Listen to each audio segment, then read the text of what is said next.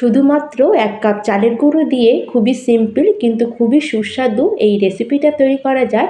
আপনারা না দেখলে সেটা বিশ্বাসই করতে পারবেন না। হাই হ্যালো নমস্কার বন্ধুরা, আমি অর্পিতা। আমার চ্যানেলে আরেকটি নতুন মজাদার রেসিপি দেখার জন্য আপনাদের অনেক অনেক স্বাগত। তাহলে চলুন বন্ধুরা, শুরু করা যাক। আর রেসিপিটা বানানোর জন্য সবার প্রথমে আমাদের এখানে লাগছে 1 কাপ চালের গুঁড়ো। যেহেতু বাজারের কেনা চালের গুঁড়ো, সেজন্য আমি একটা স্ট্রেনারে চালের গুঁড়োগুলোকে একটু আমি চেলে নিলাম। আর এদিকে গ্যাসে এখন আমি একটা প্যান বসিয়ে নিয়েছি। আর এখন এই প্যানের মধ্যে আমি দিয়ে দিচ্ছি মেজারিং কাপ মেপে 1 কাপ জল। আর যেই কাপ মেপে এখানে আমি 1 কাপ চালের গুঁড়ো নিয়েছিলাম, সেই কাপ মেপেই কিন্তু এখানে আমি 1 কাপ জল নিয়েছি। আর জলের মধ্যে এখন আমি দিয়ে দিচ্ছি আমি 1 পিঞ্চ মতো নুন। আর এখানে তার সাথে দিয়ে দিলাম 1 চামচ মতো চিনি।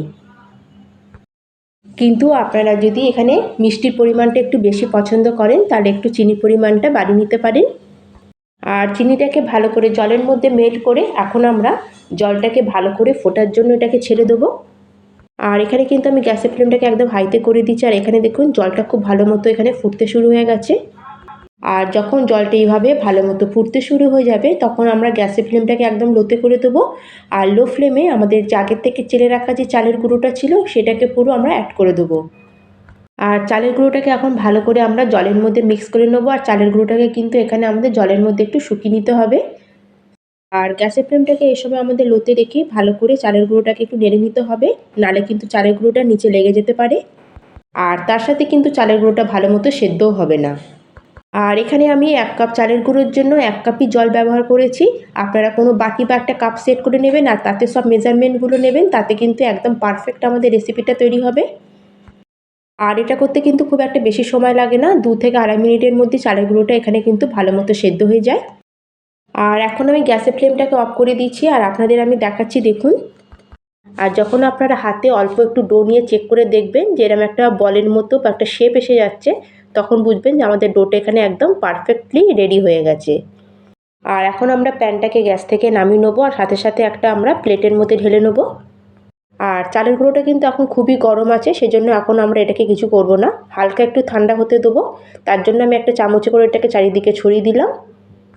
আর চালের গুঁড়োটাকে কিন্তু আমি মাত্র 2 মিনিটের জন্যই ছেড়ে দিয়েছিলাম। খুব বেশি এটাকে ঠান্ডা করলে হবে না, একটু গরম গরম থাকতে কিন্তু এটাকে আমাদের মেখে নিতে হবে। একটু গরম থাকতে থাকতেই কিন্তু আমাদের চালের গুঁড়োটাকে এখানে মেখে নিতে হবে, নাহলে কিন্তু এটা পরে আরও একটু ঠান্ডা হলে এটা একটু শক্ত মতো হয়ে যাবে, তখন কিন্তু আমাদের শেপ দিতে খুব অসুবিধা হবে। আর ডোটাকে একটু মাখা হয়ে গেলে এখন আমি এর উপর দিয়ে দিচ্ছি 1 চামচ মতো ঘি। আর ঘিটা দেবার পরে আবার এটাকে আমরা ভালো করে চটকে চটকে আরও প্রায় 2 থেকে 3 মিনিট এটাকে ভালো করে মেখে নেব। আর হাতে একটু বেশি সময় নিয়ে যদি আমরা এখানে ডোটাকে মেখে নিই, তাহলে কিন্তু আমাদের রেসিপিগুলো খুবই সফট আর নরম তুলতুলে তৈরি হবে।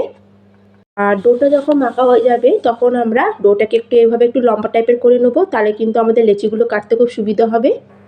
আর লেচিগুলো কাটার আগে সামান্য হাতে একটু তেল মাখিয়ে নেবেন, তাহলে কিন্তু লেচিগুলো কাটার সময় আমাদের কোনো রকম হাতে এগুলো আটকাবে না। আর এখন আমাদের বানানো ডো থেকে এখন আমরা ছোট ছোট করে লেচি কেটে নেব। প্রথমে আমরা সব লেচিগুলোকে একদম সমান মাপে কেটে নেব, তারপরে আমরা এগুলো শেপ দিয়ে নেব। আর প্রথমে আমি এইভাবে সব ডো থেকে পুরো লেচিটা কেটে আগে রেডি করে নিয়েছি। আর এখন আমি আপনাদের দেখিয়ে দিচ্ছি কিভাবে এগুলো শেপ দিয়ে নিতে হবে। আর হাতের তালুর মধ্যে রেখে এভাবে একটু ঘুরিয়ে আমরা একটা বলের মতো শেপ দিয়ে নেব। আর এখানে কিন্তু আমি লেচির শেপগুলো একটু ছোট ছোট করেই বানিয়েছি, আপনারা চাইলে এর থেকে বড়ও বানাতে পারেন। যখন এগুলো আমরা দুধের মধ্যে দিয়ে ফোটাবো, তখন কিন্তু এর শেপগুলো আরও বড় হয়ে যাবে, তাই জন্য আমি একটু ছোট করেই প্রথমে সাইজগুলো করে নিয়েছি।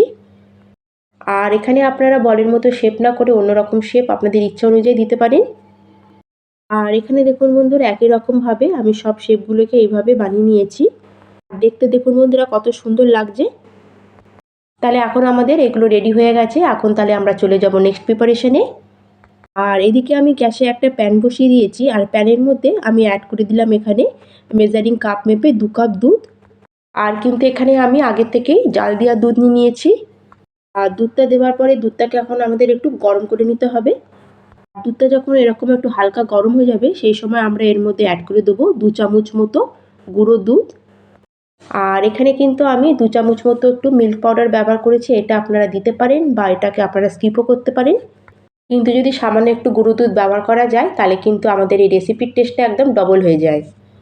আর দুধটা যখন হালকা একটু গরম থাকবে সেই অবস্থায় কিন্তু মিল্ক পাউডারটা আপনারা দুধের মধ্যে মিশিয়ে নেবেন।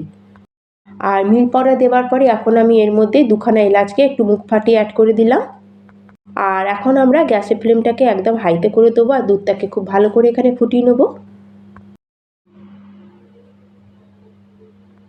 আর এখানে দেখুন বন্ধুরা, দুধটা খুব ভালো মতো ফুটতে শুরু হয়ে গেছে।